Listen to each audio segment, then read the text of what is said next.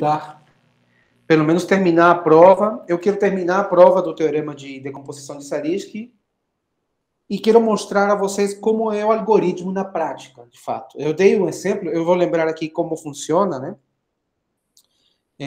Eu falei um pouco de curvas na reunião passada.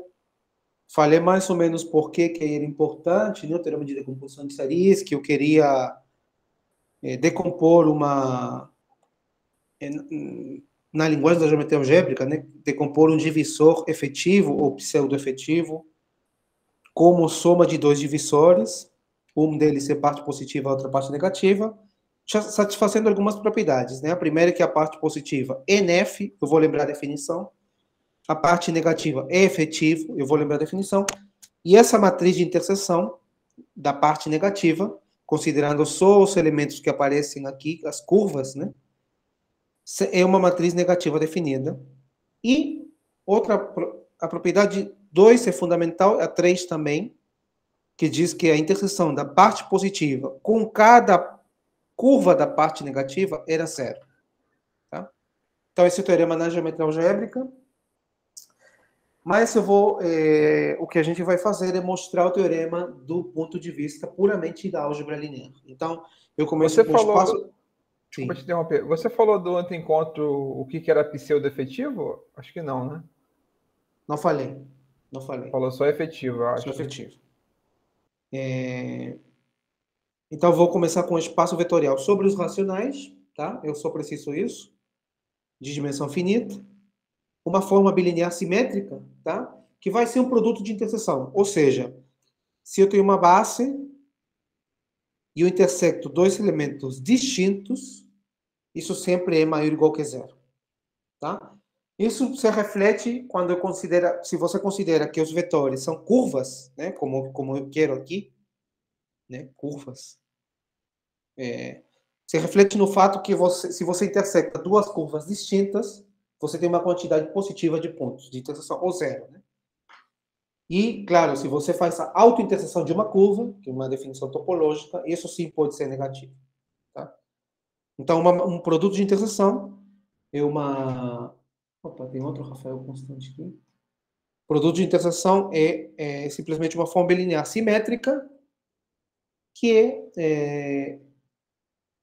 é positiva desde que você intersecte elementos distintos da base. Tá? Se eu faço identificação natural, uma vez que a base está fixa, né, com Qn, eu considero a matriz de interseção, que é fazer os produtos dos elementos da base, né, um com o outro, E1 com E1, E1 com E2, E1 com N, E2 com E1, E2 com E2, aqui E1, E2 com E1, E2 com E2. Isso é uma matriz simétrica, né, porque a forma bilinear é simétrica. Essa aqui é uma matriz simétrica. E os elementos que estão fora da diagonal são não negativos, né? Todos esses aqui, que isso é a condição de ser um produto de interseção. Então, quando eu tenho dois vetores, o produto de um com o outro é simplesmente o produto da matriz de interseção com W com a transposta do vetor V. Tá bom? Então, as definições que a gente viu, um vetor, se eu escrevo o vetor como combinação linear da base, o suporte dele são aqueles vetores da base que aparecem na escrita de V, ou seja, tais que alfa é não nulo, o espaço suporte e o espaço gerado por esses vetores, tá certo? O vetor é efetivo, e eu escrevo V maior ou igual que zero, se todos os seus coeficientes são maiores ou iguais que zero. Em particular, o vetor nulo é efetivo, por definição. O vetor NF, se somente se a interseção dele com qualquer vetor efetivo é maior ou igual que zero. Tá? Isso equivale a você pedir que a interseção dele com os elementos da base seja maior ou igual que zero. Duas observações. Se eu escrevo um vetor nessa forma, e eu multiplico o vetor com a matriz de interseção, né, esse produto, os elementos que aparecem como resultado são a multiplicação do vetor com a base fixada, né? W com E1, W com E2, W com E. Então, a observação que eu queria falar é essa. Um vetor NF, se somente se o produto com a matriz de interseção é maior ou igual que zero. Ou seja, todas as entradas Esse aqui é um vetor efetivo, né? Todas as entradas são maiores ou iguais do que zero. Essa é a observação que eu queria. 2 não é tão importante. Muito bem, aqui tinha uma diferença, né, entre um vetor Cernef num subespaço vetorial, né? Se eu considero os vetores até EK, né? Um vetor Cernef em todo o espaço implicava que ele era nef no subespaço, mas a recíproca não era verdadeira. Ele podia ser nef no subespaço, ou seja, ele podia ter produto não negativo com esses vetores, mas na hora que eu considero vetores da base fora desse subespaço, esse produto podia dar negativo, né? Então aqui a gente deu um exemplo de um vetor que era nef em W, mas não era nef em V. Um lema que a gente provou é que isso não podia acontecer se o vetor era efetivo. Ou seja, se eu tenho um vetor em W, subespaço, que é nef em W, e ao mesmo tempo ele é efetivo, então ele é nef em V. Provamos isso. Tá bom? E o teorema de decomposição de Zariski, né, tem duas partes. Ele foi enunciado aqui, só no contexto de espaços vetoriais. Para cada vetor efetivo, existe uma única decomposição, né, de V como P mais N, que é chamada decomposição de Zariski, como soma de dois elementos em V, satisfazendo as seguintes condições. P em F, P é chamada a parte positiva, N é efetivo, N é chamada a parte negativa, P interseção EI, produto de interseção de P com EI é zero para todo vetor no suporte da parte negativa. Tá? Então, todo vetor que aparece aqui na parte negativa, todo vetor da base que aparece aqui, intersecta com P zero vezes. Né? P interseção EI é zero. E a quarta propriedade, que a restrição do produto de interseção ao espaço suporte de N é negativo definido. Tá? Mais ainda, esse aqui é o enunciado do teorema de decomposição equivalente àquele da geometria algébrica, vocês comparam aqui. Né? PNF, N efetivo, a matriz é negativa definida e a interseção é zero. Então, a mesma coisa. PNF, N efetivo, a matriz é negativa definida, a interseção é zero. E tem uma condição a mais, que não é de graça, eu falei uma besteira na reunião passada, essa condição não é de graça, é uma condição importante para o teorema, que eu vou provar que P é efetivo. Tá? Eu vou mostrar que esse vetor que existe na decomposição é um vetor efetivo. Então, tem dois... aqui eu dei um exemplo de como construir, né, a decomposição de Zariski. Eu fiz aqui uma gráfica, inclusive, né? Esse aqui era o vetor V, né? A parte positiva tinha que estar nessa seção aqui, né? Porque o N é efetivo, né? E P é V menos N, tá certo? Então, P tinha que estar nessa região. E, ao mesmo tempo, eu escrevi a condição do vetor Cernef, que era estar acima dessas duas retas, né? Cernef quer dizer que o produto com a matriz de interseção é positivo, né? Ou não negativo. Eu fiz o produto do vetor com a matriz de interseção. Deu essas equações dessas duas retas. Então, a parte nef está aqui em cima. Portanto, a parte positiva tem que estar nessa região aqui, verde, né? E a gente fez a conta e vimos que a parte nef, a parte positiva era essa. Então, vamos fazer a prova do teorema. Eu pretendo terminar hoje a prova do teorema, tá bom? O primeiro lema, o lema geral de álgebra linear, né? Não tem muito a ver com o teorema. Diz que se eu tenho uma matriz definida, negativa definida, qualquer, tal que o produto, tal que os elementos fora da diagonal são não negativos, ou seja, é uma matriz que é um produto de interseção, uma matriz simétrica. Aqui não precisa que seja simétrica. Eu só quero que seja negativa definida. Então, quando eu considero a matriz inversa, todas as entradas são menores ou iguais do que zero. Tá? Se eu faço a inversa de uma matriz negativa definida, e todos os elementos da minha matriz fora da diagonal são positivos ou não negativos, a inversa da matriz tem só entradas menores ou iguais do que zero. A gente provou isso. Tá? Não vou repetir a prova, mas se eu utilizar esse lema para provar esse segundo lema, se eu tenho uma matriz simétrica, agora eu vou precisar, né? Tal que os elementos fora da diagonal são não negativos. Se essa matriz não for negativa definida, então existe um vetor não nulo, tal que ele é efetivo e a multiplicação com a matriz também é efetiva. Tá bom? Eu fiz mais ou menos a construção, mostrei até o fato de que ele é efetivo, deixei de provar, mas está nas notas, né, no artigo, a prova de que M vezes Q também é não negativo. Eu vou começar a partir daqui, agora. Tá? Eu vou começar a partir do lema 2. Alguém tem alguma dúvida, algum comentário aqui para fazer? Então, posso começar, né? Então, o corolário desse lema é o seguinte, né?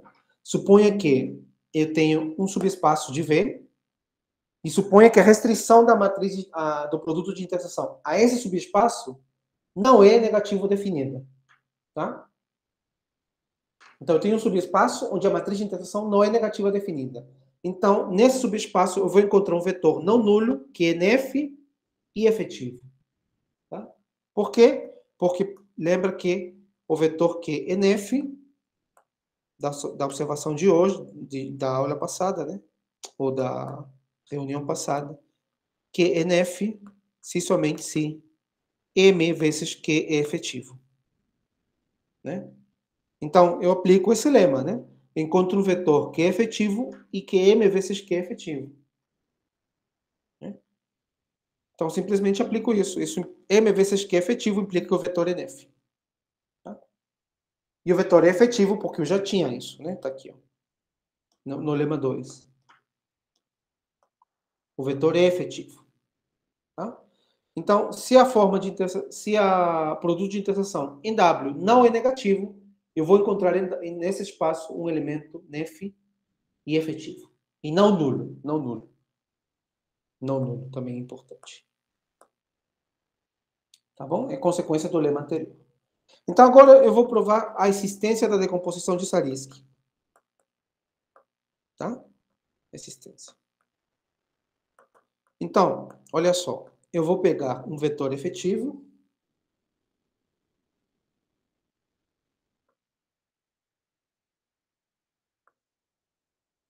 De uma TN.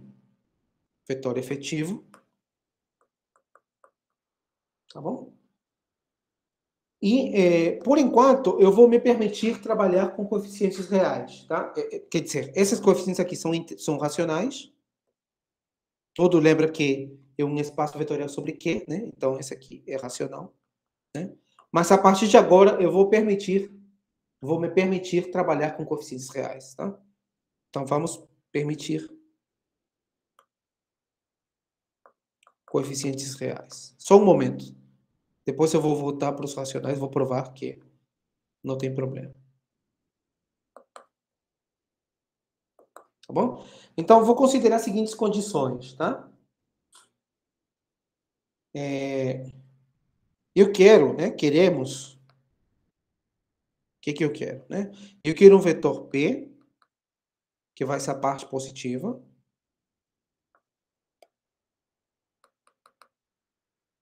Tn, né?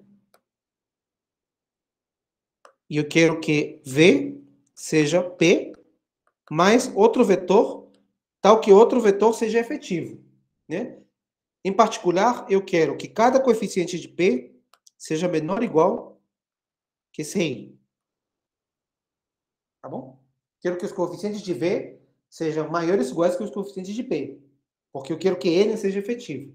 Então, essa condição aqui é pedir que essa condição aqui é N efetivo. Tá? Para todo I, né? Para todo I. Eu quero também que o vetor P seja efetivo. Então, quero que xi seja maior ou igual que zero. Isso aqui é P efetivo. Isso aqui para todo I. E eu quero que o vetor seja nef. Né? Eu quero que P seja nef. Então, eu quero que a multiplicação de P por cada vetor da base seja maior ou igual que zero. Então, eu quero que xi e I vezes EJ seja maior ou igual que zero para todo J de 1 a T. Para cada vetor da base, eu quero que o produto de P com esse vetor seja maior ou igual que zero. Então, tem essas condições. Tá certo? Eu tenho essas condições que eu quero que isso seja satisfeito. Essa terceira condição é PNF, né? Isso aqui significa PNF. Tá bom? Então, eu quero que meu vetor P satisfaça essas três condições, pelo menos. Tá? Observa o seguinte, se o vetor VI está aqui, isso aqui é Rn, né? Está aqui o vetor VI. Então, a primeira condição e a segunda dizem que o vetor P está aqui. Tá certo? E a terceira condição são equações de retas, né? Ou de planos, de hiperplanos em Rm.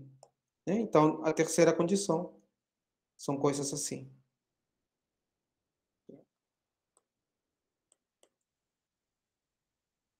Então, essas condições definem um conjunto compacto. Tá certo? Então, define um conjunto compacto que não é vazio, porque a origem está nesse conjunto. O vetor nulo satisfaz todas as condições. Tá? Então, essas condições... Desculpa, Michael. Sim. Quem é VI? Desculpa, V. Tá. V. O vetor inicial. V. Esse aqui seria C1, C2. As coordenadas do vetor. Opa. C1, C2. A ideia está clara, né, gente? Eu tenho... A primeira condição é que a parte negativa seja efetivo. A segunda condição é que o P seja efetivo. E a terceira condição é que o P seja nef. Falta aquela outra condição. Faltam duas condições, né, que eu quero. Que é que a parte positiva, interseção com cada vetor do suporte da parte negativa seja zero. E eu quero que a matriz de interseção na parte negativa seja negativa definida também. Mas essas três, a parte positiva tem que satisfazer. Então, essas condições definem um compacto, né? Considere a função f de x1, xn, a soma.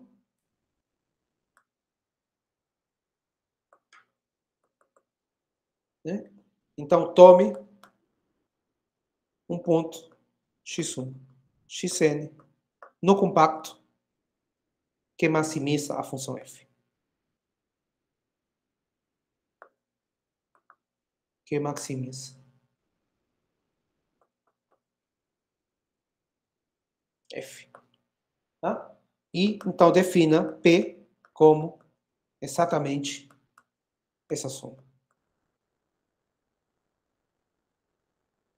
Ou seja, eu quero um ponto que esteja nessa região aqui. Sei lá, essa, por exemplo. Que maximize essa função, a minha função f. Esse é um compacto, né? No compacto a função tem máxima. Pronto, essa é a decomposição. Essa é a parte positiva. E a parte negativa vai ser, por definição, V menos P. Teu vetor menos a parte positiva. Então, se esse problema de maximizar a função fosse fácil, a decomposição de Zariski seria tão difícil quanto esse problema. Você me dá um vetor, eu escrevo todas essas condições que estão aqui, ó, todas essas condições, maximizo a função nesse conjunto. Se eu consigo encontrar o vetor que maximiza, acabou o meu problema. Essa é a decomposição de Zariski. Eu vou provar isso, claro, né? Então, eu vou provar a afirmação, afirmativo. P mais N igual a V. É a decomposição de Zariski.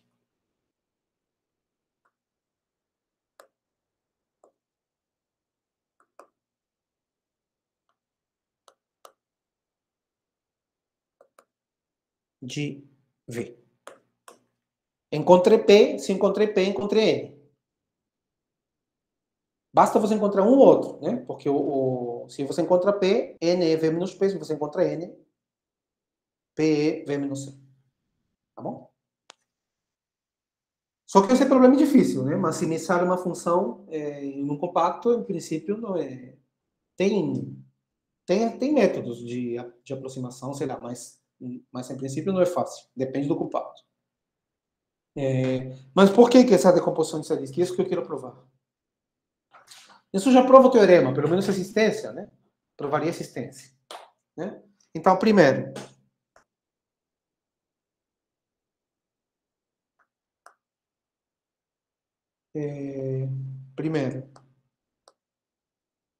PNF. PNF. Por quê? Porque satisfaz essas equações. Se está no compacto, satisfaz todas, né? Então, já NF, já é efetivo e N é efetivo. Todas essas já tem. PNF. Deixa eu comparar aqui uma por uma, melhor, com o enunciado do teorema. PNF já foi, N efetivo já foi. PNF 2. N efetivo. Eu vou colocar aqui PNF I efetivo.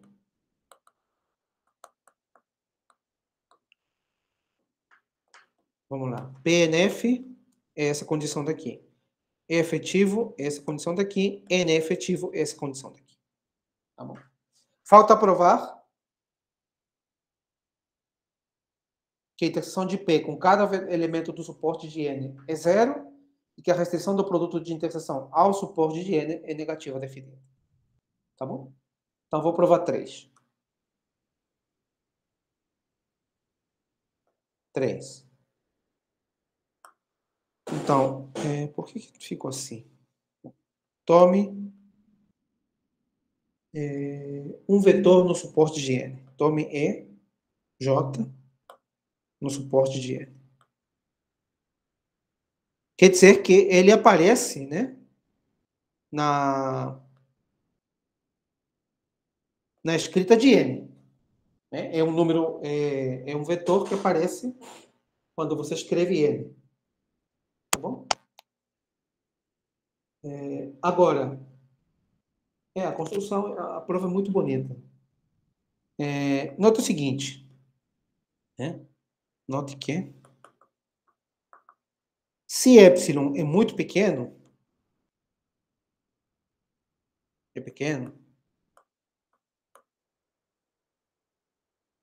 então o vetor P mais epsilon vezes EJ não pode estar no compacto. Não está no compacto. Por quê? Porque a soma de coordenadas desse novo vetor é maior que a soma de coordenadas de P. Estou somando epsilon a coordenada J. Tá? E a soma de coordenadas é maximizada em P. Então, esse novo vetor não pode estar no compacto. Tá certo? Então, alguma das condições, das três, alguma dessas condições, esse vetor não pode satisfazer. Ou essa, ou essa, ou essa. Tá? Essa segunda, ele satisfaz. Porque as coordenadas de P satisfazem. Se eu somo epsilon a js, continua satisfazendo. Tá bom? Então, ou não satisfaz essa, ou não satisfaz alguma dessas. Tá certo? Mas o que acontece? A primeira satisfaz. Né? Então, olha, como EJ está no suporte de N, da parte negativa, quer dizer que ele aparece em N. Né? Ele aparece em N. Portanto, a coordenada J de P... Ô, Michael, Oi. só interromper. Tem alguma coisa do tipo, se N for igual a zero, isso, se não você faz isso, é importante? Porque está supondo que o N é não nulo, né? Quando você pega no suporte, mas... Calma aí. Não, se N é nulo, se o vetor N é nulo, ou seja, o vetor N é nulo quer dizer que P é igual a V, né? Isso. Se o vetor é nulo, a condição 3 já é satisfeita automaticamente. Já fica todo... Porque não tem ninguém no suporte para você verificar. Se o vetor N é nulo, uma observação, Acabou, né? o vetor N é nulo, 3 e 4 já são automáticos. Né? Beleza. Eu estou construindo o vetor P. E N é V menos P. Então, se esse vetor N fosse nulo, 3 e 4 não tem nada para fazer. Só tem que fazer quando o vetor N não nulo. Tá bom? Faz sentido a observação do Rafael. Então, olha, como EJ está no suporte de N, quer dizer que a coordenada JS de V é maior que a coordenada JS de P. Porque lembra que todo mundo é efetivo. Todas as coordenadas são positivas, são não negativas. Então, se a coordenada de JS de V é igual a JS de P, aqui não teria a coordenada JS. Tá bom? Mas como tem, porque estou supondo que J pertence ao suporte, significa que a coordenada JS de P, que é XJ, é estritamente menor que CJ. Tá bom? A parte positiva é a diferença de V menos P. Né? Então, aqueles que aparecem na parte positiva são justamente aqueles em que V supera P. É maior que aquela coordenada. Né? Tá? Então, se eu faço P mais εj, ele continua, se y é pequeno, né? Essa coordenada continua sendo menor que C. Né? Então, xj mais y continua sendo menor que C. Tá bom? Ou seja, o vetor P mais y e j satisfaz essas condições daqui. Satisfaz. Essas primeiras condições. Né? Porque, observa, esse vetor só mudou a JS coordenada, as outras ficaram intactas. Tá? Então, todas essas coordenadas de P já satisfazem isso. Talvez a coordenada J não. Mas aqui eu estou verificando que a coordenada J também satisfaz. CJ aqui, né? CJ. Então, a única condição que eu tenho que ter é que esse vetor não seja nef, que não satisfaça as últimas equações. Tá? Não é nef.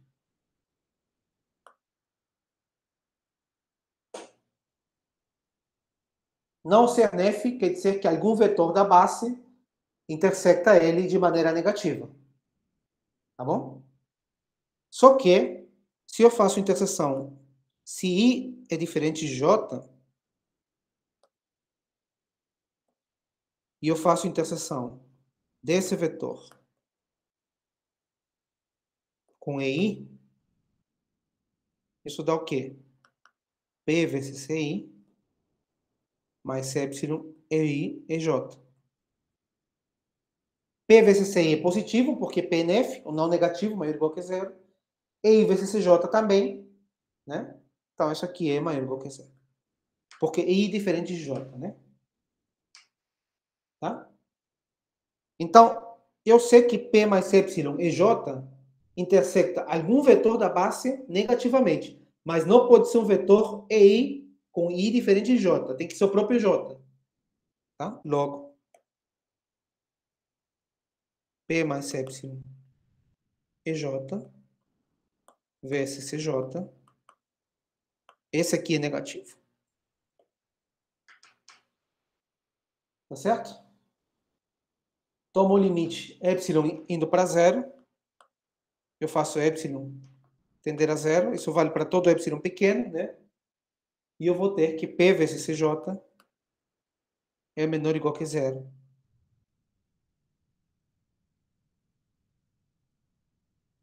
Tá bom? Mas se eu sei que P é nef, P interseção qualquer vetor é maior ou igual que zero, qualquer vetor da base.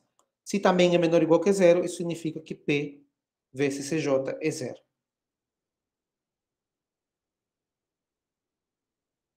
Como eu queria provar. Tá legal? Tem pergunta aqui? Desculpa, por que a gente pode concluir esse finalzinho do argumento? Porque eu sei que P já é nef. Então, lembra que nef significa que a interseção com qualquer elemento da base é maior ou igual que zero. Ah, tá certo. Então, já é maior ou igual que zero. Se eu estou mostrando que é menor ou igual que zero, então tem que ser zero. Tá aqui o finalzinho. Agora você...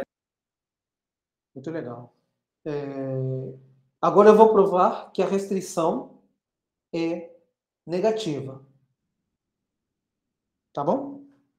eu vou provar que a restrição da forma de interseção ao suporte de N é negativa.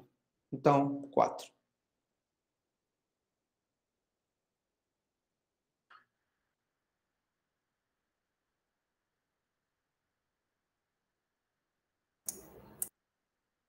Calma aí.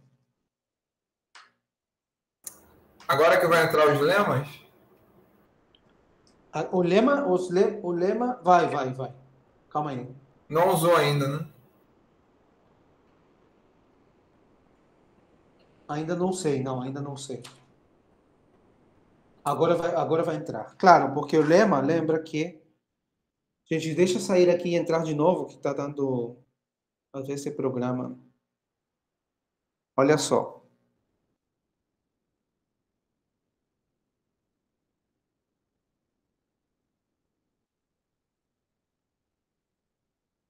Agora sim. Olha só o que quero provar, né? Eu vou chamar W ao suporte, ao espaço suporte de eta, da parte negativa. Ou seja, eu pego os vetores que aparecem na parte negativa e pego o espaço gerado por esses vetores. Tá? Eu quero provar que a forma de interseção nesse espaço é negativa. Agora eu vou usar o lema. O lema 1 serviu para provar o lema 2, né? O lema 2 diz...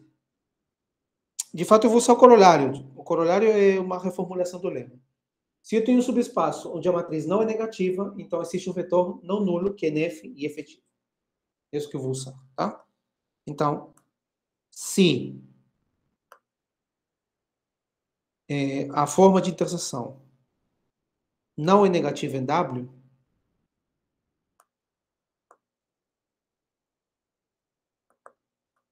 então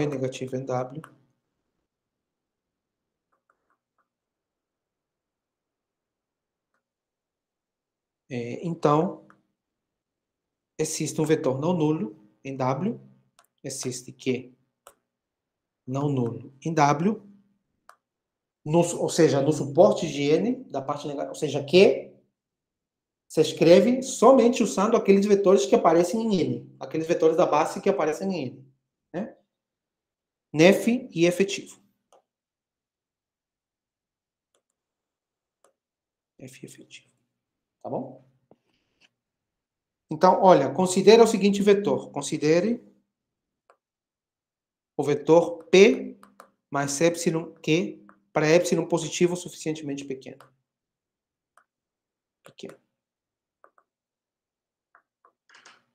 Tá bom?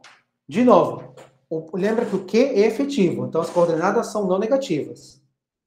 Eu estou somando epsilon. Eu estou multiplicando por epsilon e estou somando com P. Então, esse vetor tem coordenadas maiores que as coordenadas. A soma de coordenadas desse vetor é mais do que a soma de coordenadas de P. Tá bom? Estou adicionando coordenadas positivas. Então, esse vetor não pode satisfazer as três condições, de novo. Porque senão, pela questão do máximo, né? De ser o máximo dessa função. Tá bom? Então, não satisfaz. Só que esse vetor é efetivo. Então, P mais epsilon Q é efetivo. Por quê? Porque epsilon é positivo, Q e P são efetivos, então esse vetor é efetivo. Esse vetor é nef também.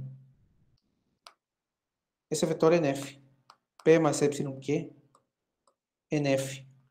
Por quê? Porque se interseta com qualquer vetor da base,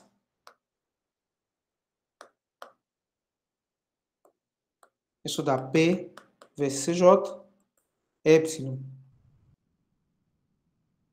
vezes Q vezes CJ, e eu sei que P e Q são nef. Então isso aí é maior ou igual que zero. Então é nef. Tá? Então está faltando, a única coisa que poderia efetivo é isso, né? Ser efetivo é essa parte, ser nef é essa, o problema tem que vir aqui. Senão tem uma contradição, né? Aqui tem que falhar, senão tem uma contradição. Tá? Agora,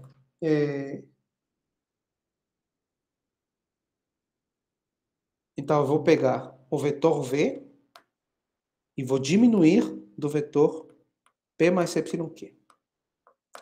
Se esse vetor for efetivo, eu chego na contradição. Essa terceira condição aqui significa que o vetor N, que é a diferença de V menos P, é efetivo. Essa condição de xi menor ou igual que ci. Só que isso aqui dá V menos P menos Epsilon-Q. V menos Pn, né? Menos Epsilon-Q. E isso aqui, se Epsilon é pequeno, é maior ou igual que zero. Porque Q está contido no suporte de N. Né? O Q é escrito somente usando os mesmos vetores que você usou para escrever N. Então, se eu multiplico por um Epsilon muito pequeno, as coordenadas de Q ficam menores do que as coordenadas de N. Então, isso aí é maior ou igual que zero. Certo? Contradição. Isso contradiz a maximalidade.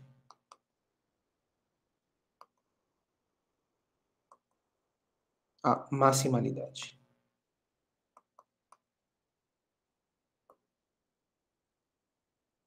De P. Estou encontrando outro vetor que tem coordenadas, soma de coordenadas maior, no mesmo compacto, não pode, né? Então, isso prova a existência. Tá bom? Isso prova a existência. Estaria faltando provar duas coisas. Primeiro, a unicidade e segundo, provar que todos os coeficientes de P são racionais. Portanto, os coeficientes de N também. Né? Lembra que... Oi. Eu me perdi agora nessa... que você concluiu agora no final. De que N menos Epsilon-Q é maior ou igual que zero. Eu entendo que o Q vive num suporte de N. Sim. Isso significa que ele é formado pelos elementos que formam N. Ok, Isso. mas aí por que a gente conclui que os coeficientes dele porque imagina que é menor que os coeficientes de N? Eu me perdi nisso. Porque N, imagina que N é assim, x1 é 1, x2 é 2, x3 é 3. Tá? O que significa que Q está no suporte? Significa que Q se escreve como y1 é 1, y2 é 2. O espaço tem mais vetores, né? Tem E4, E5, E6. O espaço total tem mais vetores, só que N só usa os três primeiros. Então, Q está no suporte de N, quer dizer que ele utiliza os mesmos vetores. E esses são positivos, todos, porque N é efetivo, e esses também são positivos. Se eu multiplico por um epsilon muito pequeno, esses caras ficam menores do que esses. Esses estão fixos. Né? Ah, tá. Eu multiplico por um epsilon muito pequeno, e aí... Tá bom? Entendi.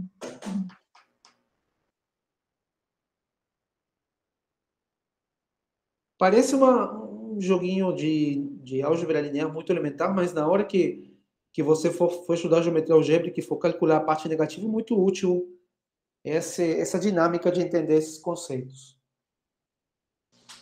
Vamos provar a unicidade agora? A unicidade.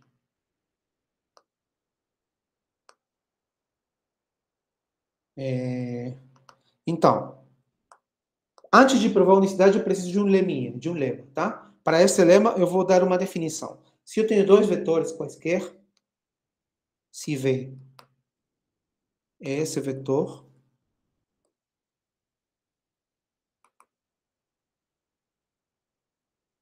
e V' esse vetor aqui,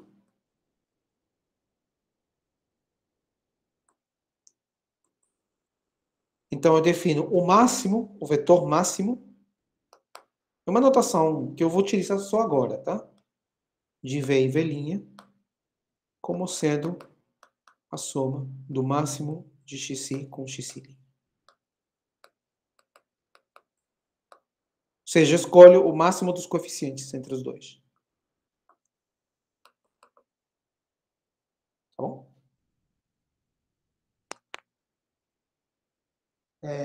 E o lema que eu preciso é o seguinte.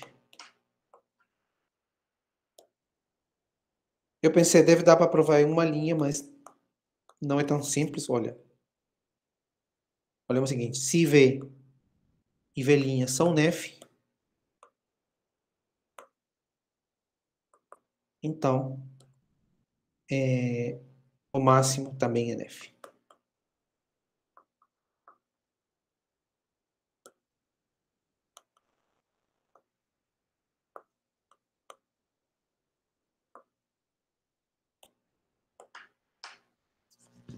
Tá bom?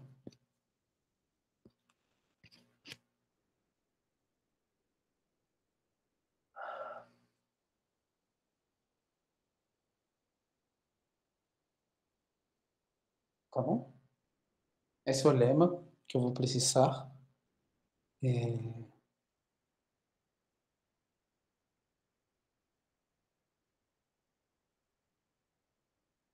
Por quê, né? O que significa ser nef, lembra? O que significa o vetor ser nef? Prova, né? O vetor V ser nef significa que ele interseção com qualquer vetor da base é não negativo. Né? Significa que você tem x1, E1, EJ, mais xn, EN, EJ, é maior ou igual que zero. Para todo J. Significa isso, né? Só que entre... Peraí.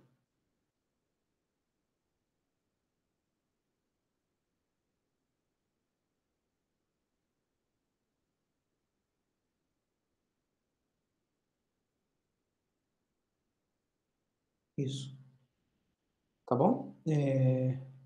Só que observa, nesses coeficientes aqui, o único que pode ser...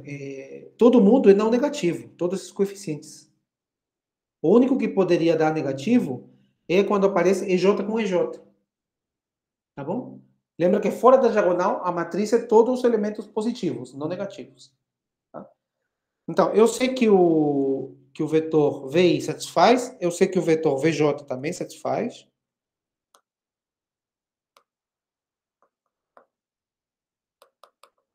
Satisfaz isso aqui. Maior ou qualquer zero, também para todo J, tá? Eu tenho isso, tá? E agora eu vou considerar o máximo, né? O máximo dos dois vetores, tá? Eu quero provar que se eu pego o máximo entre esses dois, essa desigualdade também vale para todo J. Eu quero provar que o máximo é nef. Tá? Então, nessas somatórias, né, o único coeficiente negativo possível, coeficiente negativo possível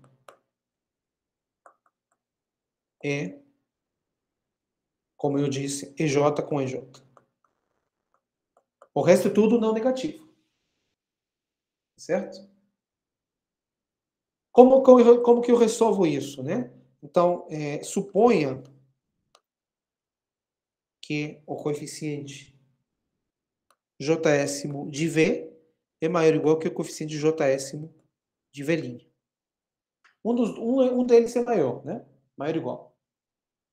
Tá? Então, nessa situação, eu considero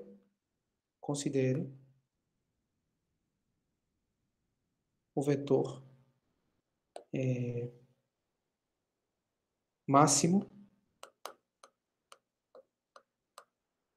menos V. Tá certo?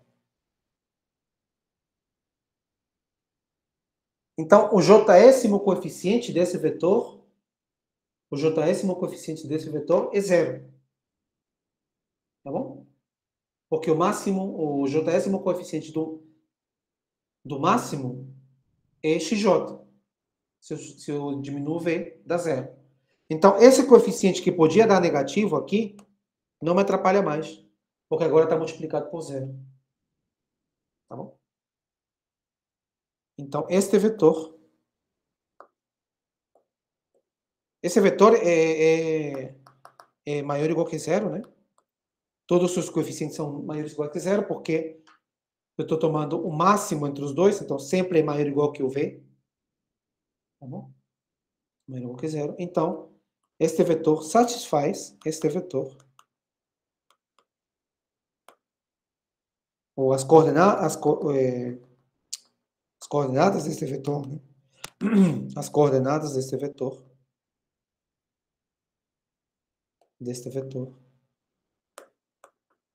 Satisfazem as desigualdades anteriores. Satisfazem a desigualdade anterior.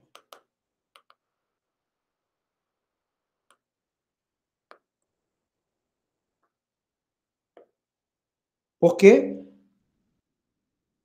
Porque todas as suas entradas, todos os seus coeficientes são não negativos.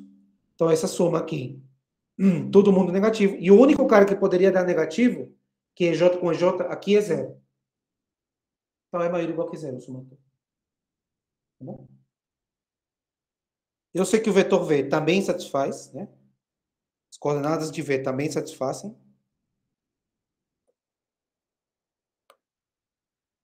De V também. Logo, a soma satisfaz.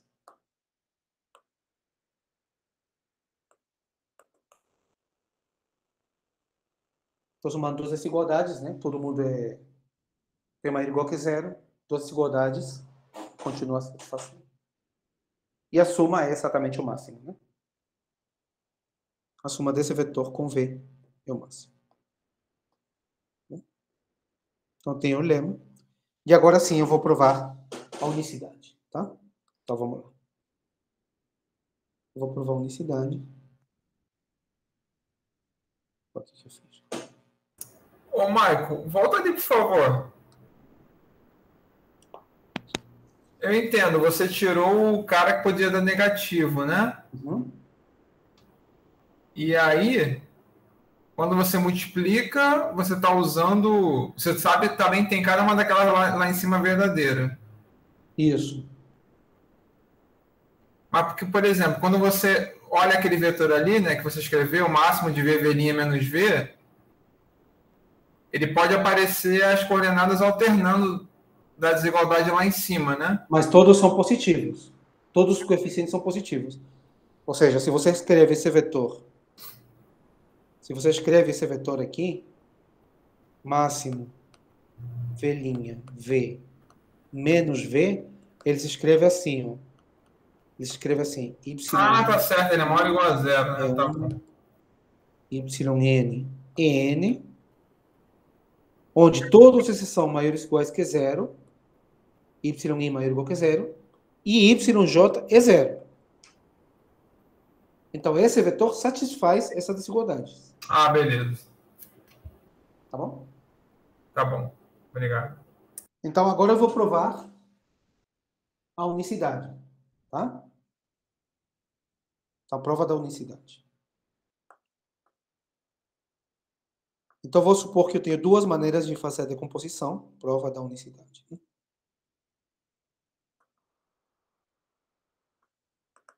Eu tenho duas maneiras de fazer a decomposição.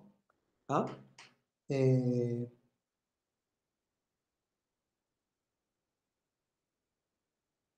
Isso, eu tenho V, eu vou escrever P mais CN, e eu tenho P' mais CN'. Duas decomposições de estatística, você satisfazendo tudo. P' NF, P e P', P e P' NF, P e P' efetivos, N e N' efetivos. A interseção de P com todos os vetores do suporte de N é zero. A interseção de P' com todos os elementos do suporte de N' é zero. E a matriz de interseção é negativa no suporte de N e no suporte de N'. Tenho tudo isso. Tá bom? Então, eu vou escrever o máximo de P e P', eu vou provar que esse vetor é o próprio vetor P. Tá? Se eu provo que esse vetor é o próprio P, por simetria, vou provar que P e P' são iguais. Né? Estou provando P maior ou igual que P', da mesma maneira provo que P' é maior ou igual que P. Tá? Então, vou escrever esse vetor como P mais alguma coisa positiva. Isso aqui é maior ou igual que zero.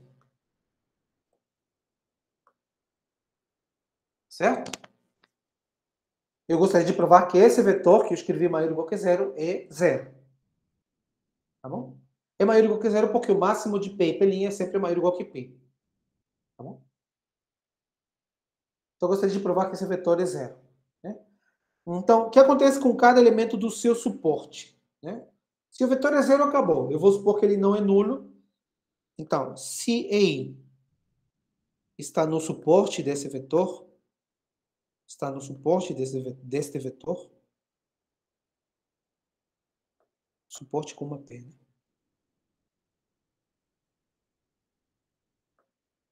O suporte desse vetor daqui. Estou olhando para esse vetor. Máximo de P e P' menos P. Tá? Significa que a iésima coordenada de P' é maior estrito que a iésima coordenada de P. A iésima coordenada, como que eu escrevo isso? Eu vou escrever assim. A iésima coordenada de P' é maior estrito que a iésima coordenada de P. Tá bom?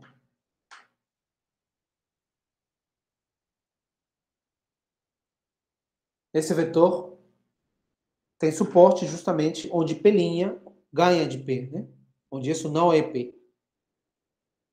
Só que a iésima coordenada de P' é menor ou igual que a iésima coordenada de V. Né? Lembra que na decomposição de Zariski, todo mundo é efetivo. Então, S mais S é igual a V, quer dizer que a iésima coordenada desse com a iésima coordenada desse é igual a iésima coordenada de V. Tá bom? Significa que a iésima coordenada de P é estritamente menor que a iésima coordenada de V. Michael? Sim. Eu perdi suporte... No suporte desse vetor daqui. Desse que está em vermelho. Tá. Esse vetor em vermelho está suportado justamente onde o máximo de P e P' não é P. Onde o máximo é maior que P. Né? Onde o máximo é dado por P', justamente. Tá bom? Onde a iésima coordenada do P' é maior que a iésima coordenada de P. Então, se a iésima coordenada de P é menor que a iésima coordenada de V, significa que o que tenho aqui não é suficiente para chegar em V. Então, eu preciso desse. Em outras palavras, isso significa que EI está no suporte de N.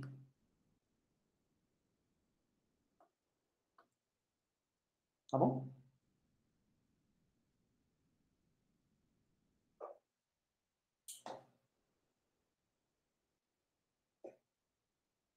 Certo?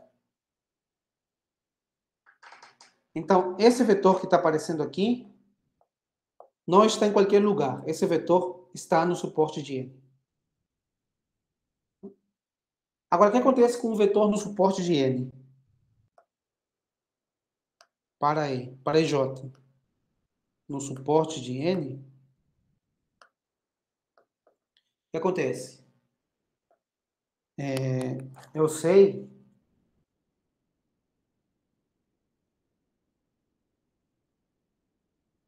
que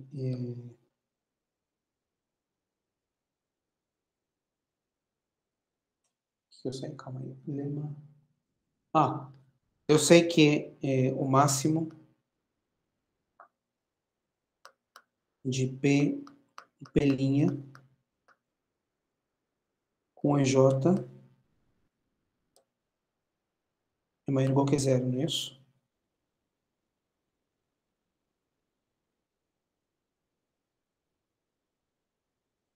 Aqui estou usando o lema, hein? Eu dei número para o lema. Vou dar o número aqui, lema 3.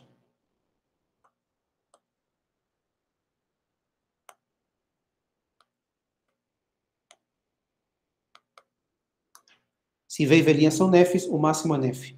Eu tenho que P e P' são nefs, que são a parte positiva. Então, o máximo é nef. Então, a interseção com qualquer vetor da base é maior ou igual que zero. Tá? Só que o máximo de P e P' é P mais esse vetor, né? Ó. Então, isso aqui dá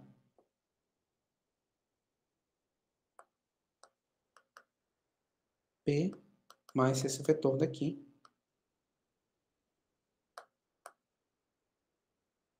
Vezes CJ. P vezes CJ é zero. Porque P intersecta todo o vetor do suporte de N, zero. Zero vezes. Né? Essa interseção dá zero. Então, de fato, aqui eu só tenho isso.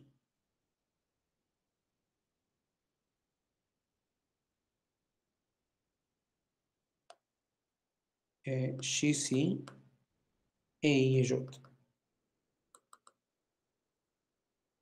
Tá bom? Então, eu tenho que isso aí é maior ou igual a zero para todo I e para todo J. Para todo J, quer dizer. Para todo J, né? Todo vetor do suporte de I. Tá? Então, aqui eu sei o lema 3. Aqui. 3. Bom? Logo, se eu faço esse produto,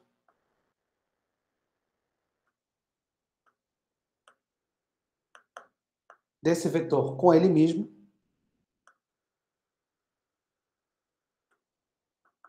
vou trocar I por J para não confundir.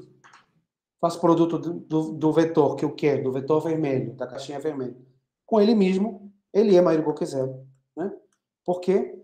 Porque nesse produto aparecem esses somatórios multiplicados por XJ.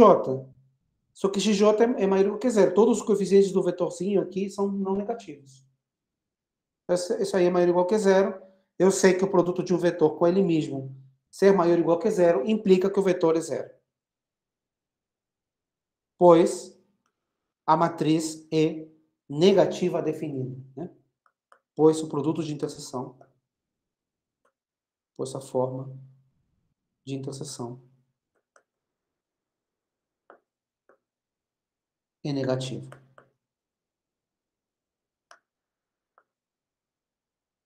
Se eu faço interseção de um vetor com ele mesmo, é negativa no suporte, né? No suporte de N. Se eu faço produto de um vetor com ele próprio, e isso dá maior ou igual que zero, quer dizer que o vetor tem que ser zero.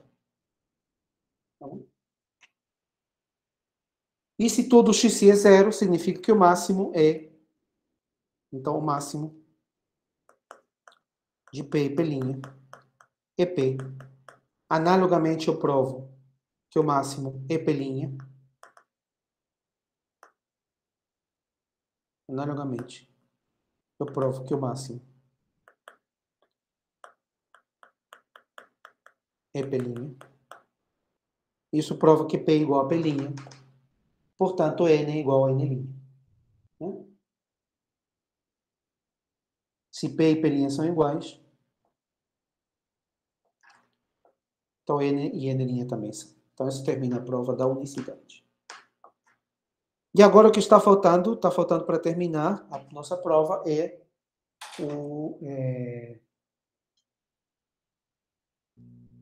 está faltando provar que os coeficientes são racionais.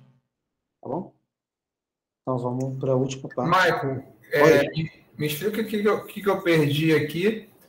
Porque naquele produto ali que você colocou, né, do XI aí com ele mesmo, não poderia ter uns termos da forma XI quadrada aí? Podia, mas eles já estão aqui, ó. Aí também não... Tá, você não pediu nada, né? Tá contando também, né? É. Beleza. racionalidade dos coeficientes.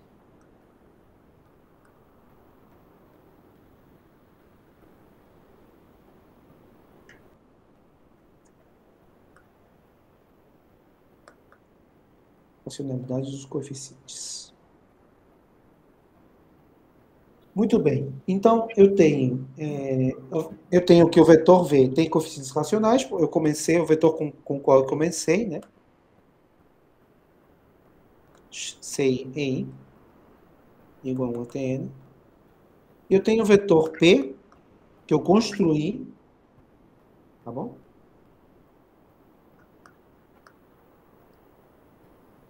E, pela construção, as coordenadas de P são reais, tá bom? Eu tive que passar para os reais para considerar o compacto, a função contínua e tal. Tá certo?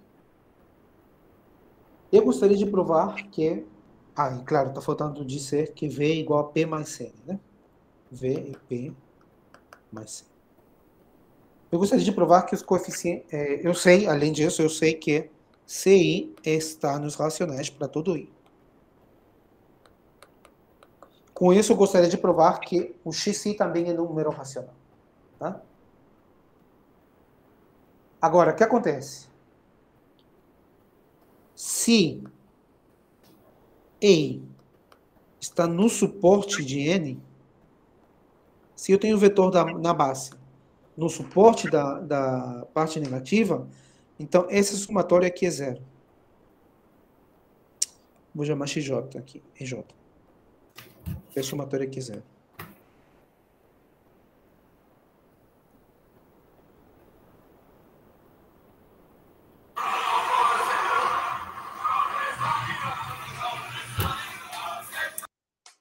Isso aqui é zero, né? I igual a 1 até N.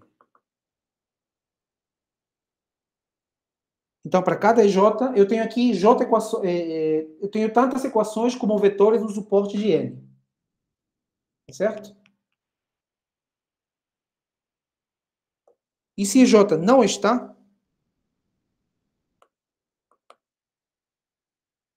no suporte de N, então, se o vetor EJ não está no suporte, quer dizer que aqui não tem vetor.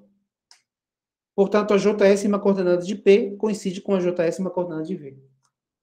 Então, nesse caso, eu tenho XJ igual a CJ. Tá certo?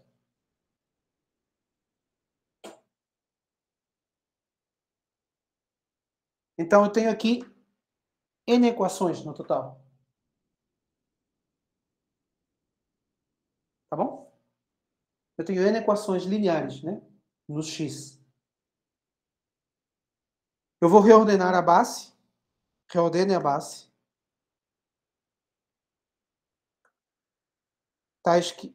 De forma que os primeiros vetores da base sejam os vetores do suporte de N, tais que o suporte de N sejam os vetores E1 até K. Tá? Então, esse sistema se escreve assim. Aqui tem uma matriz, aqui tem outra, aqui tem zero e aqui tem identidade. As últimas equações são identidade, né? Vezes o vetor x, que é o vetor x1, xn, vou colocar x1, xn.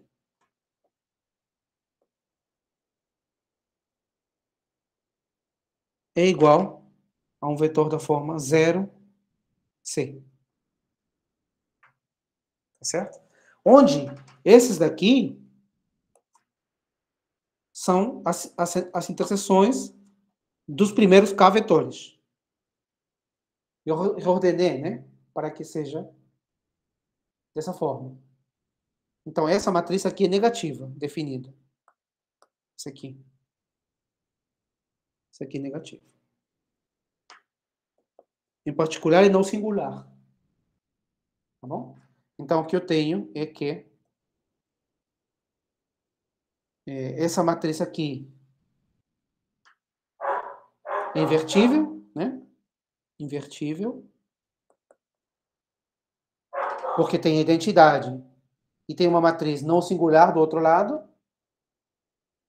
Do lado direito, essa matriz tem coeficientes racionais. Coeficientes racionais, está em Qn, né? E essa matriz daqui também tem coeficientes racionais, essa aqui. Porque essa matriz é a matriz formada por esses produtos de interseção. A forma de interseção está definida no espaço vetorial sobre os racionais, né? Forma de interseção. Ó, vai nos racionais. Então, pronto. Invertível com coeficientes racionais, com entradas racionais.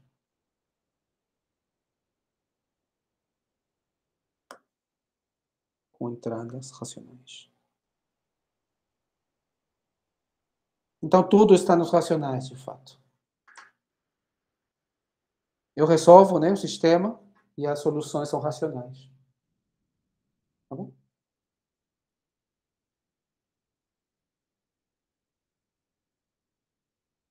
Então, isso dá a prova do teorema de decomposição de Sariski. Não sei se tem alguma pergunta.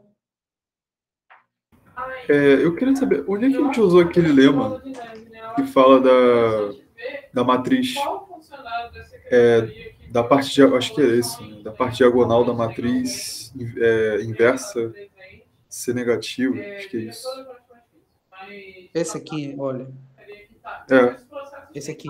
Isso, o lema 1. Da matriz inversa negativa. Eu vou utilizar de novo, mas eu utilizei aqui.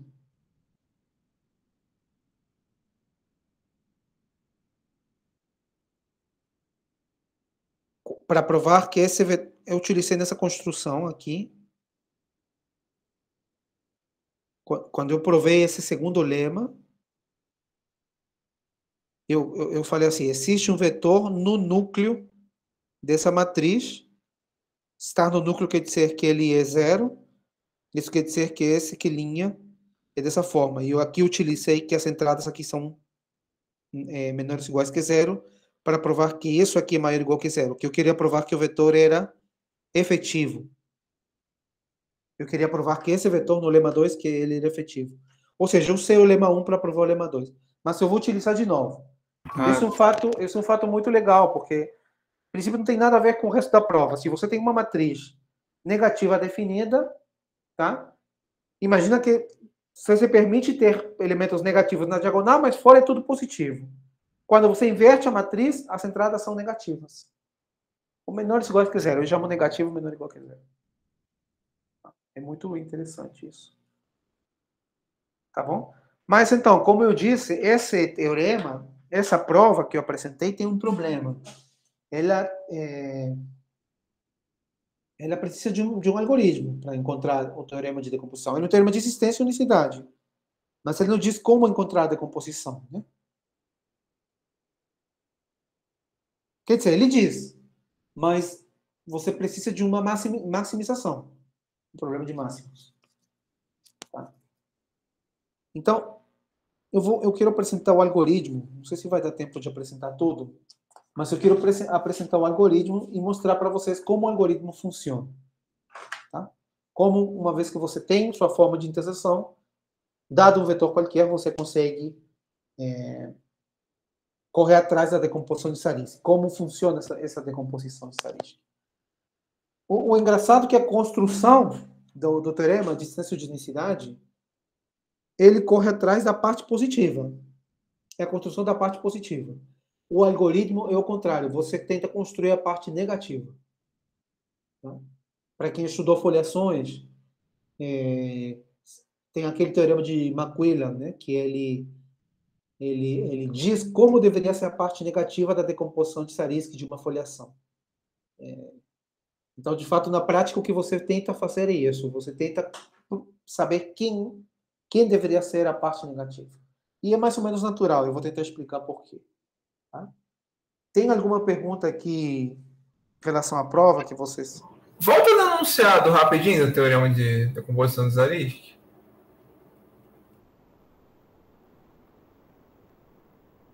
Aí. Não, porque eu só fiquei curioso porque o P efetivo entra lá no final, e o N efetivo entra ali no 2, né? O P efetivo entra em 1 também, não poderia? Poderia, mas nos enunciados de geometria algébrica só tem esses três.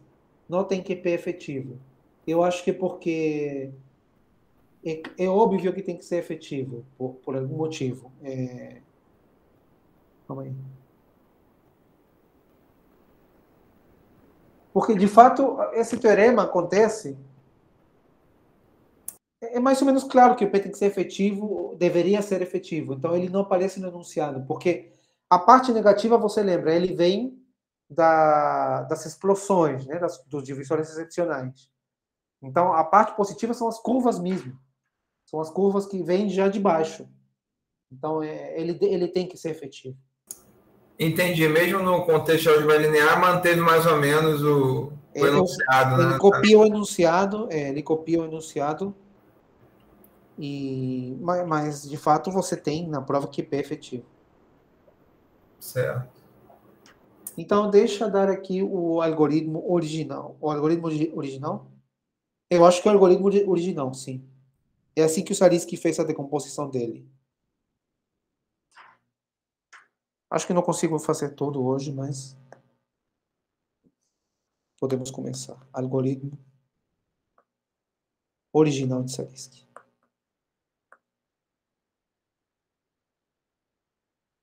Então, a partir de agora, lembre sempre que a gente vai correr atrás da parte negativa. Eu dou um vetor e eu vou querer construir a parte negativa dele. Tá bom?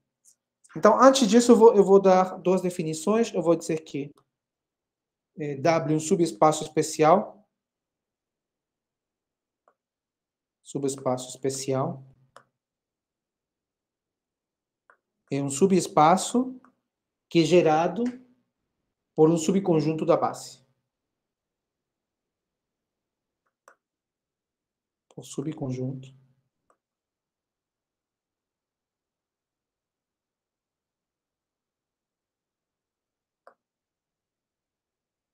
da base. Esse é um subespaço especial. Tá? E um subespaço é negativo definido.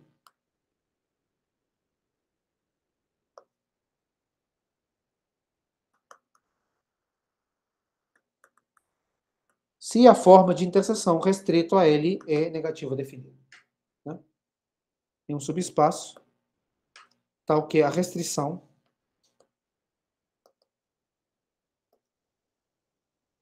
da forma de interseção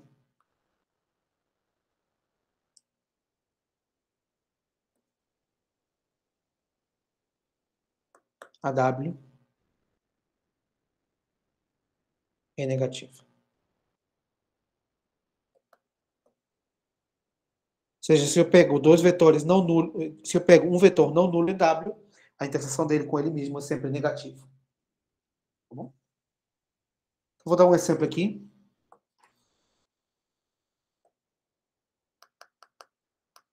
Eu pego uma matriz, que é a seguinte.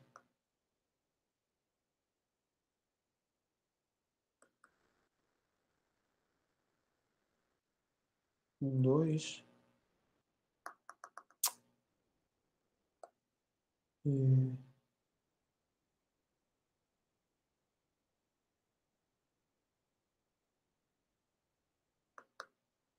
E essa matriz.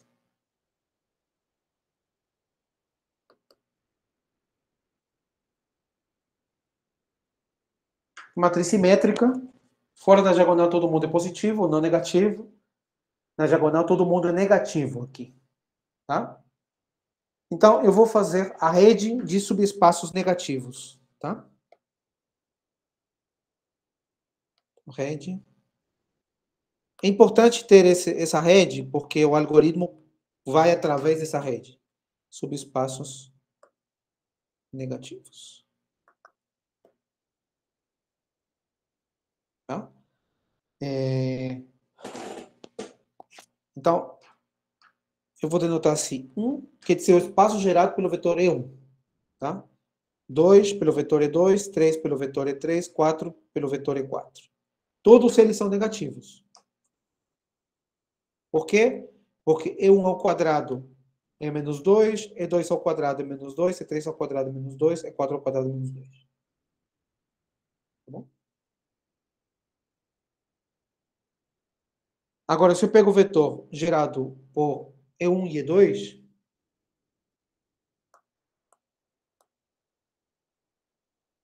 esse espaço também é negativo. Eu vou explicar rápido por quê. O vetor gerado por E1 e E2, quem seria a matriz, né? Seria E1 ao quadrado, E1 E2, E2 E1, a forma de interseção, né? E E2 ao quadrado. Então seria menos 2, 0, 0, menos 2. Bom, é claro que essa matriz é negativa, aqui não tem que fazer nada. E1 E3. E1 E3, como é a matriz?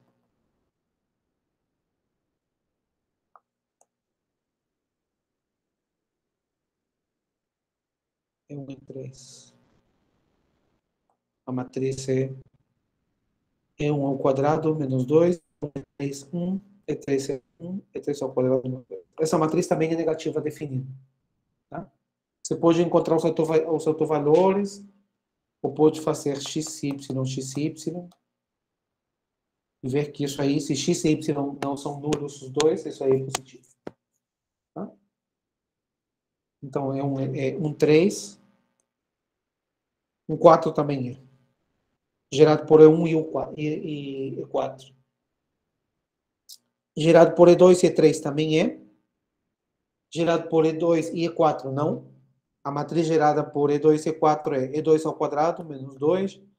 E2 E4, 2. E4 E2, 2. E2 E2, E4 E4, menos 2. Essa matriz não é negativa definida. Tá? Eu estou catando os elementos daqui, da minha matriz principal. Né? E2 E4 não é, E3 E4 é. Tá? Então a rede seria assim, né? Por enquanto. Esse espaço contém S, contém, está contido aqui, está contido aqui, está contido aqui, está contido aqui, está contido aqui, está contido aqui. Agora eu pego 3 a 3, né?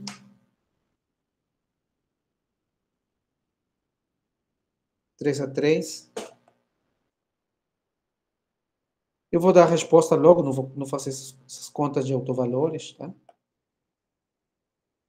E1, E2, E3 é negativa. 1, 2, 3. E 1, 3, 4. Também é negativo. Esse espaço contém S, contém S, contém S. E 1, 3, 4, contém S, contém S. Oi? Calma aí. O 2, 4 não é? Não é.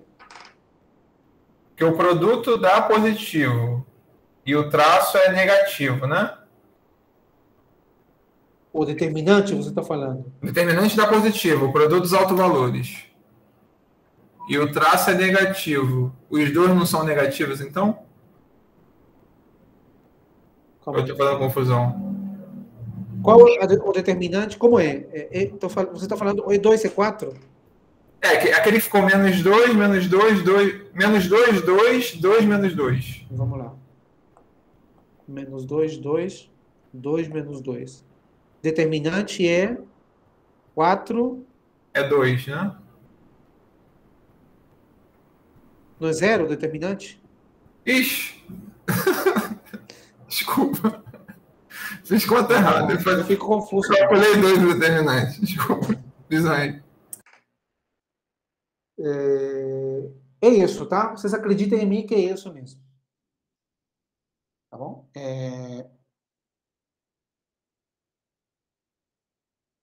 Não sei se eu faço... Deixa eu fazer um lema só. Eu vou fazer um lema e vou contar como vai o algoritmo num exemplo específico, tá bom? E eu deixo isso para a próxima reunião, para não ficar muita coisa.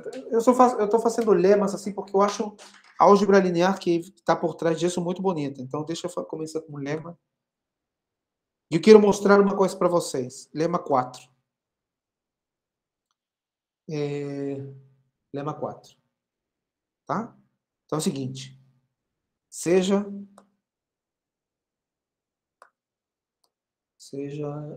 N um subespaço do meu espaço vetorial, né? Subespaço especial. Esses espaços que eu construí nessa rede são todos especiais, né? São gerados por E1, E2. Eu começo da base e com essa base mesmo eu vou até o fim. Tá? Tipo, se esse aqui é 1 e esse aqui é 2, eu não estou considerando esses espaços daqui. Estou considerando só espaços paralelos. Tá?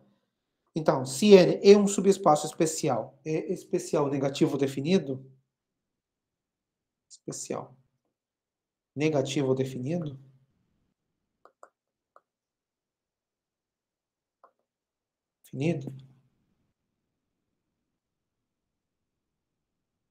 e N é um vetor em N, é um vetor que satisfaz E N vezes C é negativo, menor ou igual que zero, para todo E em N, vetor da base, vetor básico, básico é da base, tá? Básico em N, então esse vetor N é efetivo. Então N é efetivo.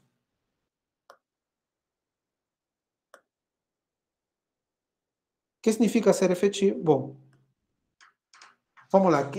Então, esse lema é uma condição para um vetor ser efetivo. Uma vez que eu tenho um espaço negativo, né, onde a forma de interseção é negativa, se eu tenho um vetor que intersecta todos os elementos da base nesse subespaço negativamente, então o vetor é efetivo. É meio contraditório, né? Porque o vetor intersecta a base negativamente e ele é positivo, ele é efetivo. É justamente porque o espaço é negativo. Então, olha só a prova. Prova. Eu faço um artifício que eu já fiz no lema 1. Oi. Parece não ser meio contraditório, no sentido que menos com menos o produto é mais, sei lá, né? Nesse sentido, eu acho que não é contraditório, né? Estamos trocando uma coisa negativa da negativa, você espera que seja mais positiva essa coisa, né? Sim, sim. Mas eu estou falando contraditório por quê? Porque o vetor N, ele é assim. X1 é 1, xk é k, né? E eu sei que quando eu intersecto com os elementos da base, por exemplo, eu intersecto com N1, com E1, isso dá x1, E1 é 1, tudo bem. Esse aqui é negativo, mas o resto é tudo positivo. O resto é x2, E1 é 2, esse aqui é positivo, todo o resto é positivo. E a conclusão que eu vou ter é que os coeficientes daqui são positivos. Apesar que isso aqui é negativo, né? Menor ou igual que zero. É estranho, mas é assim, é verdade. Menos com menos é mais. Não sei se isso é uma boa justificativa, mas é isso que acontece. E por que acontece isso? Porque se eu escrevo um vetor n como uma diferença de vetores efetivos, Q e R efetivos,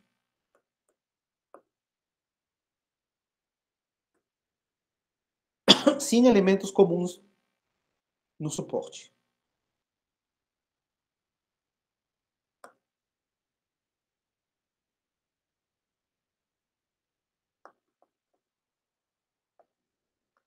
Ou seja, todo vetor da base que aparece em Q não apareça em R e reciprocamente. Isso sempre pode ser feito, né?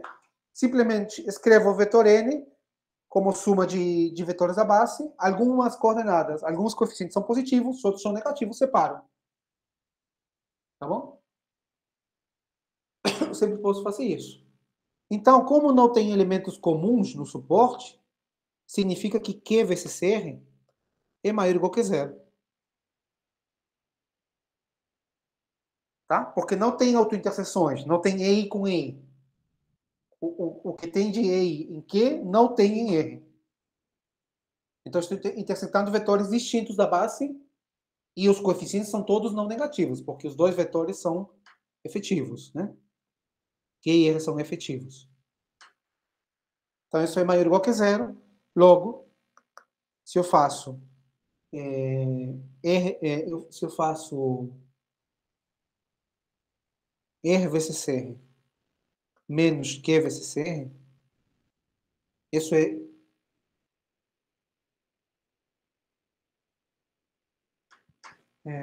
isso é menor ou igual que R vezes R? Menor ou igual? Isso. Tá certo? Estou diminuindo uma coisa não negativa, né? Isso aqui é R vezes R menos Q, não é isso? É isso, né? Então, isso é... Então, eu tenho R vezes R maior ou igual que menos N vezes R.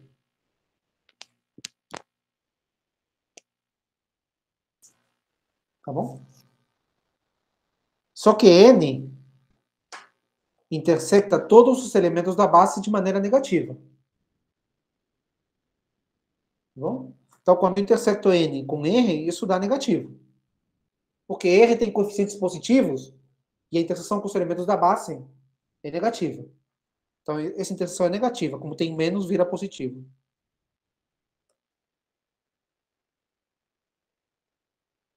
Isso significa que o R é zero, né? Interseção de um vetor com ele mesmo, como eu sei que o espaço é negativo, o espaço negativo, a interseção de um vetor com ele mesmo tem que ser negativo, a menos que o vetor seja nulo. Se o R é zero, quer dizer que o NQ maior do que zero. Tá bom? Esse é o lema. Então, esse lema diz quando um vetor é efetivo. Tá? Agora, vamos comparar. Esse mesmo lema pode ser enunciado na geometria algébrica. Você vê, a prova aqui é álgebra linear elementar. Vamos ver o enunciado na geometria algébrica. Eu vou pegar um livro de geometria algébrica.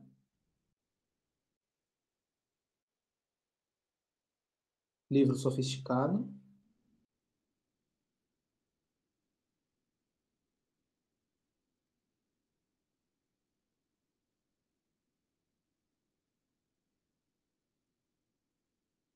(14.9). Vocês estão vendo aqui?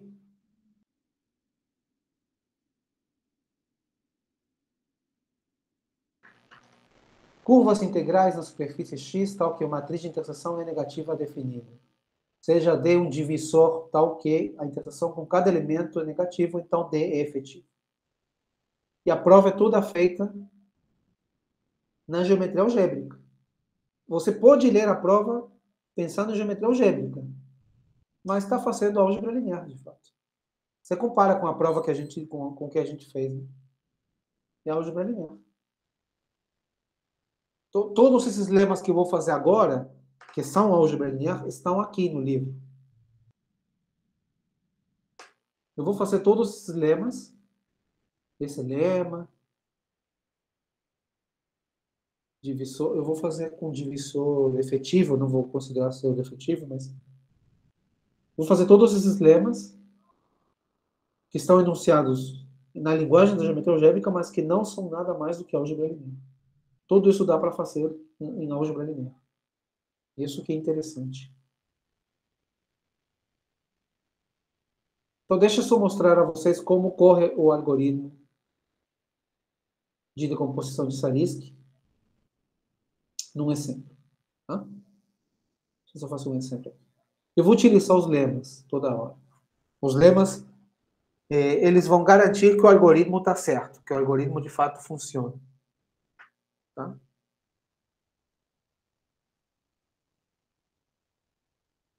Então, olha só. Vou fazer um exemplo aqui. Vou pegar a mesma matriz de antes, essa aqui, com a rede,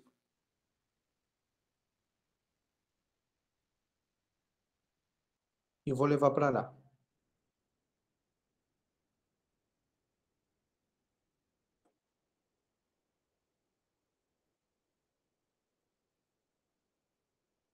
Vou pegar um vetor, então. Deixa eu ver qual vetor tem. 8459. Tem que ser efetivo o vetor, né? Bom, então você se pergunta, você faz a seguinte pergunta. Esse vetor será nef? Para saber se um vetor é nef, o que eu faço? Eu multiplico o vetor pela matriz e vejo se todas as entradas são positivas. Tá? Então, primeiro passo, vou fazer aqui. Primeiro passo, eu multiplico o vetor pela matriz. M vezes V. Tá? Você multiplica isso dá... bom, vou fazer a primeira entrada de cabeça só. Menos 2 com 8, menos 16. Mais 5, mais 9, dá menos 2. Já no nef, né? Menos 2. Aqui dá 15. Aqui dá 2. E aqui dá menos 2. Então, ele não é nef. Você lembra que quando você faz sua multiplicação de M com V, o que está aparecendo, de fato, é V com E1, V com E2. Quer dizer, esse cara aqui, esse menos 2 aqui, é o produto de V com E1. Esse 15 aqui é o produto de V com E2. Esse 2 é o produto de V com E3. Esse menos 2 é V com E4. Tá? Então, quem está dando problema para que o vetor seja nef, se o vetor fosse nef, a decomposição de estatística acabou. O V é a parte positiva e 0 é a parte negativa. Aí acabou. Agora, o que está dando problema é E1 e E4. Tá? Então, você considera o espaço N gerado por E1 e E4.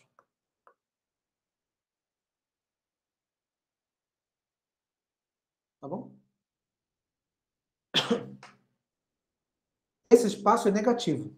E1 e E4 está aqui, né? Lembra? E1 e E4, esse aqui.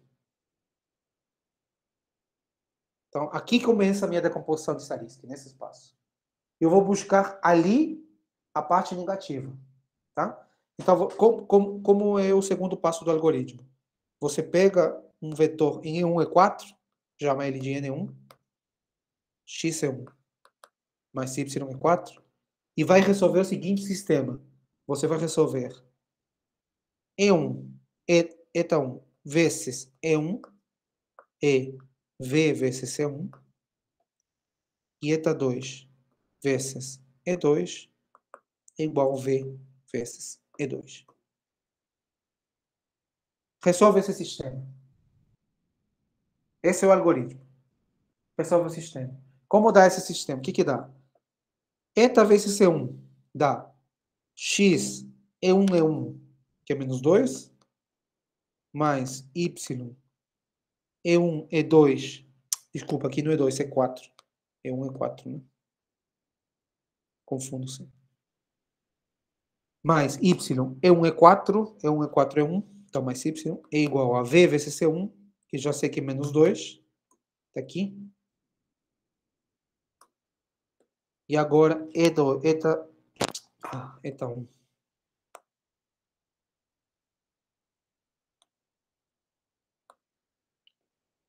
Eta 1 vezes E4 é x E1 é 4, que é 1, mais y é 4, que é menos 2. Então, menos 2y. É igual a v vezes C4, que é menos 2. Então, esse aqui é o sistema. Tá? Esse aqui, então, é menos 2. Esse aqui é menos 2. Os dois são negativos. Tá certo? Os dois são negativos. Pelo lema 4, esse leminha que a gente acabou de provar, tem um vetor que intersecta negativamente os vetores da base, então o vetor tem que ser efetivo. A solução que eu vou achar do sistema tem que ser um vetor efetivo. Pelo lema. Quem é a solução do sistema? A solução do sistema é xy igual a 2, é isso? Xy igual a 2, né? Então, 2C1, 2C4.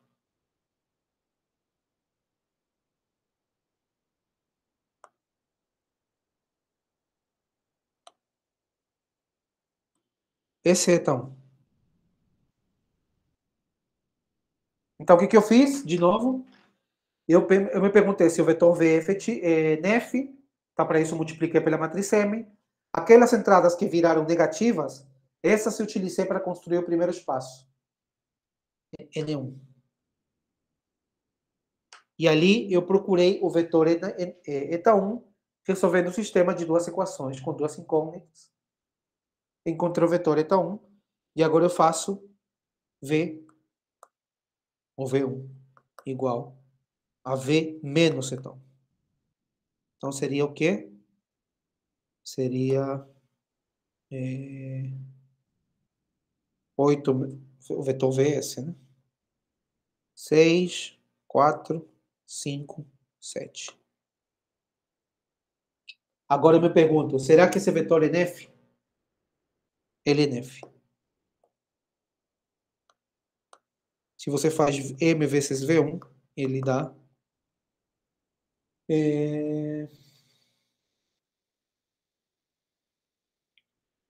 Aqui vai dar 0. A primeira e a quarta dá 0. Por quê? Porque a interseção com E1 e com E4 são iguais, de V e de eta1. Foi assim que eu construí o eta1, né?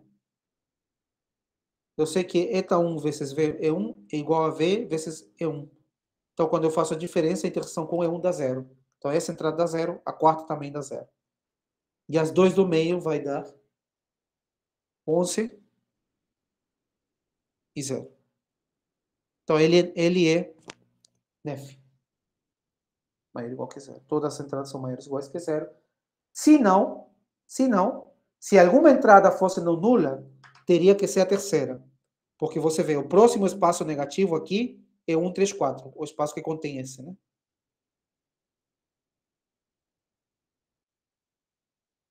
Mas a terceira deu 0. Então, o algoritmo termina aqui. Eu tenho que ver um nf. Então, essa é a parte positiva. Tá?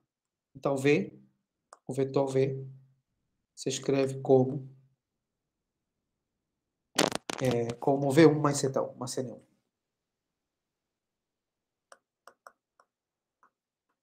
Então, ele é V1, que é 6, 4, 5, 7, mais 2, 0, 0, 2. Essa é a decomposição de Zariski do vetor V. Eu não precisei ir para o próximo espaço negativo. Tá? Às vezes, eu vou dar, na próxima semana, um outro exemplo em que eu preciso, né? Eu acho que eu começo daqui, aí eu tenho que, daqui tenho que passar para cá, daqui eu tenho que passar para cá. Você pode seguir a rede, tá? Mas esse é o caminho que você vai percorrer, sempre. Isso eu não expliquei por quê, isso funciona pelos lemas. Eu só expliquei uma coisa. Por que esse cara iria ser efetivo? Isso vem do lema aqui, do leminha 4, né? Esse cara aqui, que eu construo utilizando esse sistema, é efetivo. Do lema 4. Tá? E os lemas, todos eles são... Você encontra eles nos textos de geometria algébrica que explicam a decomposição de Zariski. Então, ele se traduz em uma linguagem da geometria algébrica. Tá? Se esse aqui não for nef, imagina que esse aqui é negativo. Então, você vai ter que adicionar um novo vetor. Agora, considera E1, E3, E4. E aí, procura ali dentro um vetor eta2, blá, blá, blá. Aí faz V2, V1 menos eta2. Aí, depois, procura se ele nef. No próximo passo, termina o algoritmo, porque não tem mais para onde você ir. Para onde você ir. Tá? O tamanho acaba. Os espaços negativos podem crescer, mas uma hora acaba. Porque espaço de dimensão finita. Então, o algoritmo termina.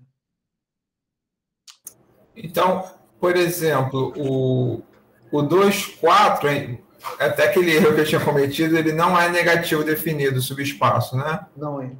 Aí poderia ocorrer de as entradas negativas serem exatamente em 2, 4 ali? Não. Não dá para acontecer isso, Não né? poderia. É incrível, né? Não poderia, não. Não poderia. Esse é um dos lemas aqui. Qual o lema? Deixa eu ver.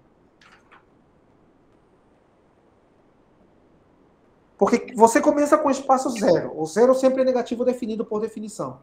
Então, você aplica esse lema aqui. Calma aí. Eu vou mostrar o lema na geometria algébrica, tá?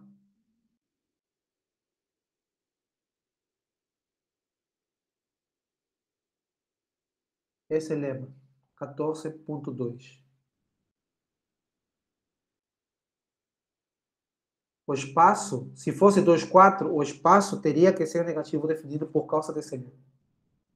Uma vez que você conhece os espaços negativos definidos, você sabe para onde tem que ir seu algoritmo.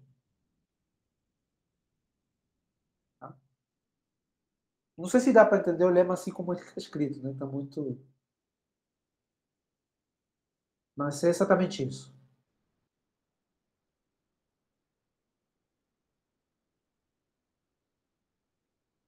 Não pode ocorrer se você começa com um vetor efetivo, não pode ocorrer de que o que falta para ele ser nef aconteça justamente com o vetor E2 com o vetor E4. Não pode. Tá bom?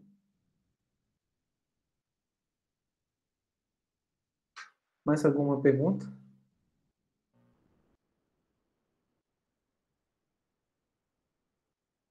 Deixa então aqui só colocar a tela. Então é isso. Eu não enunciei o algoritmo original, mas eu disse mais ou menos como funciona no exemplo, né?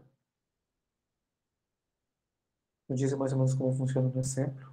Eu fiz alguns passos. Ele poderia continuar. Ele terminou aqui. Eu vou apagar esse verde aqui porque ele não precisou de ir para esse verde. Ele terminou aqui, né? Terminou no 1, 4, aqui.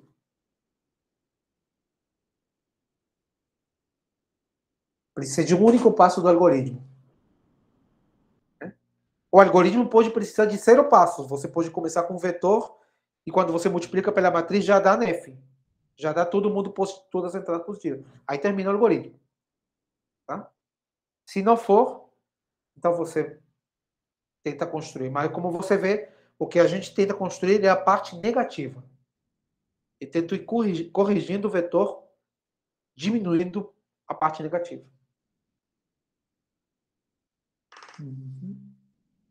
Então, eu vou parar de gravar aqui.